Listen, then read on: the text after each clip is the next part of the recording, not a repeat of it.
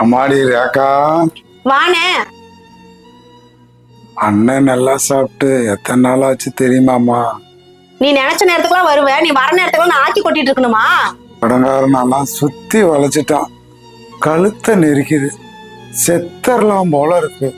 ஆனா எவன் கடன் வாங்க சொன்னது? நீ ஊரு பூரா கடன் வாங்கி திம்ப, அதுக்கு நான் பொறுப்பாக முடியுமா? நான் எதுக்குமா வாங்கினேன்?